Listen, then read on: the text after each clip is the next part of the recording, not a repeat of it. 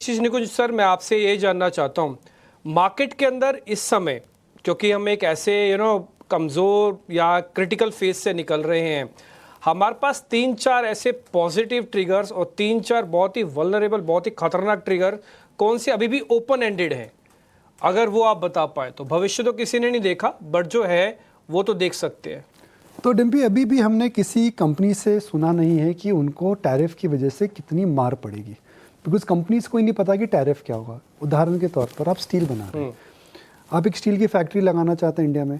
अब भाई आप स्टील की फैक्ट्री जब लगाएंगे तो आपको पहले देखना पड़ेगा स्टील बेचेगा कहाँ पर, उसके बाद लैंडिंग कॉस्ट क्या आएगी और वहाँ पे लोकल कंपटीशन क्या कर रहा है। जब आपको टैरिफ पता ही नहीं है तो आप प्लानिंग कैसे करेंगे? तो किसी भी कंपनी से हमने अभी सुना नहीं है, बड़ी कंपनी से, कि भाई टैरिफ का अल्टीमेट इम्पैक्ट क्यों आ रहा है, बिकॉज उनको ही नहीं पता टैरिफ क्यों आ रही है। तो इसकी वजह से क्या होगा डिम्पी, डिसीजन मेकिंग डिले हो जाती है। तो अगर आप सपोज एक बड़ी स्टील की फैक्ट्री लगा रहे हैं, आप बोलते हैं देख लेते हैं। अब जो देख लेते हैं ना डिम्पी, वही समस्या है। देख लेते हैं से क्या होने वाला है, आप बोलेंगे जी भाई इन्वेस्टमेंट धीरा कर दो, मशीनों का ऑर्डर कैंसिल कर दो, जो लेबर हायरिंग थी उसको कम करो, और जो हम एडवांस दिया था उसको वापस ले लो। तो ये इकोनॉमिक एक्टिविटी रुक सी जाती है, और ये इकोनॉमिक एक्टिविटी मुझे लगता है कई क्षेत्रों में रुकेगी, जिसे आज हमें समझ में नहीं आ रहा है। मुझे लगता है कि क्वार्टरली परफॉर्मेंस के बाद जब ट्रंप की क्लैरिटी आएगी तो उसी के बाद ही आप कोई डिसीजन ले पाएंगे। तो delay in lot of decisions will impact.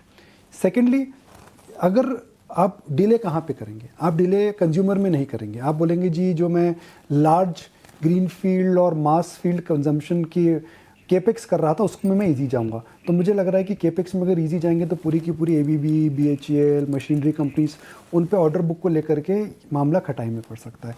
तीसरा, ट्रम्प साहब ने कल फिर बोला है कि भाई चाइना ने रिटेलिएशन कराया तो हम और टैरिफ बढ़ा देंगे।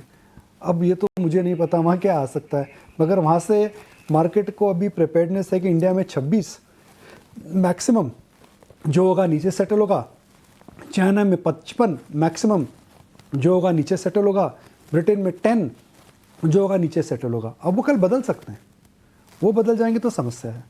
तीसरा, इस समय मुझे लग रहा है डिम्पी की डीआई को लेकर के मार्केट काफ़ी उत्साहित है। अगर मार्केट ज़्यादा गिरेगा तो क्या सिप्स में आउटफ्लोज आ सकते हैं, क्या अनवाइंडिंग हो सकती है, तो वो एक जेन्युइन रिस्क है।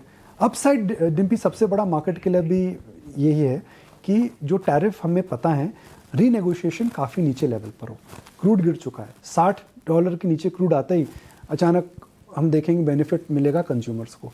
1 लाख करोड़ का टैक्स कट आ रहा है, इस महीने से लोगों की सैलरी में थोड़ा थोड़ा आपको परिवर्तन देखने को मिलेगा।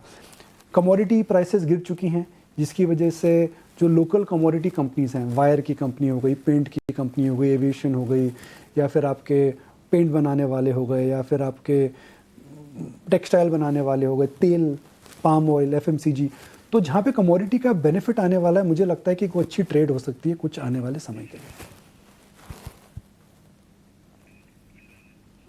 ठीक है निकुंज सर, बहुत बहुत शुक्रिया, थैंक यू वेरी मच। अच्छा लगा आपसे बातचीत करके, हमेशा की तरह, और काफ़ी फैक्चुअल डाटा एक साथ ही मिल जाता है। ये सेशन बहुत इंपॉर्टेंट है। सोशल मीडिया की टीम से बोलूँगा कम से कम ये लास्ट वाला क्वेश्चन जरूर डालें सोशल मीडिया प्लेटफॉर्म पे, इसमें काफ़ी बड़ी और अच्छी इन्फॉर्मेशन आपने दी है। निकुंज सर शुक्रिया, थैंक यू वेरी मच।